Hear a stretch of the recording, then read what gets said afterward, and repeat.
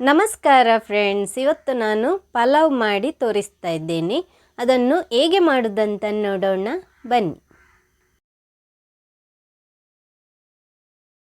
ಸ್ವಲ್ಪ ಎಣ್ಣೆ ಹಾಕ್ಕೊಳ್ತಾ ಇದ್ದೇನೆ. ಎಣ್ಣೆ ಸ್ವಲ್ಪ ಬಿಸಿ ಆದ ನಂತರ ಪಲಾವ್ ಎಲೆ 1, ಚಕ್ಕೆ 1, ಏಲಕ್ಕಿ 1 ಇಷ್ಟನ್ನು ಹಾಕೊಂಡ ನಂತರ ಸ್ವಲ್ಪ ಹುರ್ಕೊಳ್ಬೇಕು. ಈಗ ಒಂದು ಈರುಳ್ಳಿ ಹಾಕ್ಕೊಳ್ತಾ ಇದ್ದೇನೆ. ಈರುಳ್ಳಿ ಸ್ವಲ್ಪ ಹೊತ್ತು ಹುರ್ಕೊಳ್ಬೇಕು.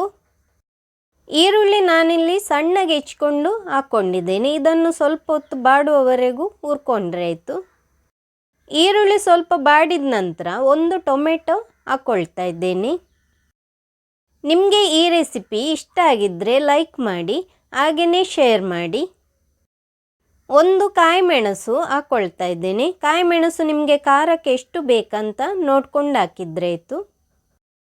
ಇಷ್ಟನ್ನು ಹಾಕಿದ ನಂತರ ಸ್ವಲ್ಪ ಹೊತ್ತು ಹುರ್ಕೊಳ್ತಾ ಇದ್ದೇನೆ. ಶುಂಠಿ ಬೆಳ್ಳುಳ್ಳಿ ಪೇಸ್ಟ್ 1 ಟೀ ಸ್ಪೂನ್ನಷ್ಟು ಹಾಕ್ಕೊಂಡಿದ್ದೇನೆ. ಶುಂಠಿ ಬೆಳ್ಳುಳ್ಳಿ ಪೇಸ್ಟ್ ಹಸಿ ವಾಸನೆ ಹೋಗುವವರೆಗೆ ಅದನ್ನು ಹುರ್ಕೊಳ್ಬೇಕು. ಶುಂಠಿ ಬೆಳ್ಳುಳ್ಳಿ ಪೇಸ್ಟ್ ಹಸಿ ವಾಸನೆ ಹೋದ ನಂತರ ನಾನಿಲ್ಲಿ ತರಕಾರಿ ಹಾಕ್ಕೊಳ್ತಾ ಇದ್ದೇನೆ. ನಿಮಗೆ ಯಾವ ತರಕಾರಿ ಬೇಕು ನೋಡಿ ಅದನ್ನು ಹಾಕಿದ್ರೆ ಆಯಿತು. ನಾನಿಲ್ಲಿ ಕ್ಯಾರೆಟ್, ಬೀನ್ಸು ಮತ್ತು ಬಟಾಣಿ ತಗೊಂಡಿದ್ದೇನೆ. ಮೆಣಸಿನ ಹುಡಿ ಹಾಕ್ಕೊಳ್ತಾ ಇದ್ದೇನೆ 1 ಟೀ ಸ್ಪೂನ್ನಷ್ಟು. ಧನಿಯಾ ಪೌಡರ್ ಅರ್ಧ ಟೀ ಸ್ಪೂನು, ಜೀರಿಗೆ ಪೌಡರ್ ಅರ್ಧ tea spoon, garam masala powder ಅರ್ಧ ಟೀ ಸ್ಪೂನು. ಮಸಾಲೆ ಹಾಕ್ಕೊಳ್ಳುವಾಗ ನಿಮಗೆ ಎಷ್ಟು ಬೇಕಂತ ನೋಡ್ಕೊಂಡು ಹಾಕಿದ್ರೆ ಆಯಿತು. ಮಸಾಲೆ ಸ್ವಲ್ಪ ಹೊತ್ತು ಎಣ್ಣೆಯಲ್ಲಿ ಹುರ್ಕೊಳ್ಬೇಕು. ಮೆಣಸಿನ ಹುಡಿ ನಿಮಗೆ ಖಾರ ಜಾಸ್ತಿ ಬೇಕಿದ್ದರೆ ಜಾಸ್ತಿ ಹಾಕ್ಕೊಳ್ಬೋದು.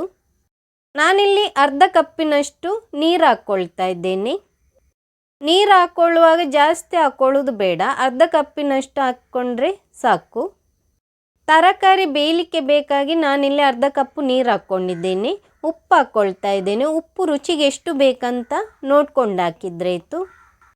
ಚೆನ್ನಾಗಿ ಮಿಕ್ಸ್ ಮಾಡಿಕೊಂಡು ಲಿಡ್ ಮುಚ್ಚಿ ಬೇಯಿಸ್ಕೊಳ್ಬೇಕು. ಸ್ವಲ್ಪ ಹೊತ್ತಿನ ನಂತರ ಲಿಡ್ ಓಪನ್ ಮಾಡ್ತಾ ಇದ್ದೇನೆ. ತರಕಾರಿ ಎಲ್ಲ ಬೆಂದಿದೆ, ನೀರೆಲ್ಲ ಡ್ರೈ ಆಗಿದೆ. ನಾನಿಲ್ಲಿ ಅನ್ನ ಬೇಯಿಸಿಟ್ಟಿದ್ದೇನೆ. 1 ಕಪ್ಪಿನಷ್ಟು ಅನ್ನ ತಗೊಂಡಿದ್ದೇನೆ. ಈಗ ಅದನ್ನು ಹಾಕ್ಕೊಳ್ತಾ ಇದ್ದೇನೆ. ನೀವು ಪಲಾವ್ ಮಾಡುವಾಗ ಕುಕ್ಕರಲ್ಲಿ ಬೇಕಿದ್ದರೂ ಮಾಡ್ಕೊಳ್ಬೋದು. ಅನ್ನ ಹಾಕಿದ ನಂತರ ಮಸಾಲೆ ಒಟ್ಟಿಗೆ ಚೆನ್ನಾಗಿ ಮಿಕ್ಸ್ ಮಾಡಿಕೊಳ್ಬೇಕು. ಉಪ್ಪು ಕಡಿಮೆ ಇದ್ದರೆ ಉಪ್ಪು ಹಾಕ್ಕೊಳ್ಬೋದು. ಬೇಕಿದ್ದರೆ ಸ್ವಲ್ಪ ನಿಂಬೆ ರಸ ಕೂಡ ಹಾಕ್ಕೊಳ್ಬೋದು. ನಾನಿಲ್ಲಿ ಕೊತ್ತಂಬರಿ ಸೊಪ್ಪು ಹಾಕ್ಕೊಳ್ತಾ ಇದ್ದೇನೆ. ಸಣ್ಣಗೆ ಹೆಚ್ಕೊಂಡು ಹಾಕ್ಕೊಂಡಿದ್ದೇನೆ. ಇನ್ನು ಇದನ್ನು ಚೆನ್ನಾಗಿ ಮಿಕ್ಸ್ ಮಾಡಿಕೊಳ್ಬೇಕು. ಪಲಾವ್ ರೆಸಿಪಿ ನಿಮಗೆ ಇಷ್ಟ ಆಗಿದ್ದರೆ ಲೈಕ್ ಮಾಡಿ, ಶೇರ್ ಮಾಡಿ, ಕಮೆಂಟ್ ಮಾಡಿ. ನನ್ನ ಚಾನಲನ್ನು ಇನ್ನೂ ಕೂಡ ಸಬ್ಸ್ಕ್ರೈಬ್ ಮಾಡದವರು ಸಬ್ಸ್ಕ್ರೈಬ್ ಮಾಡಲು ಮರೆಯದಿರಿ.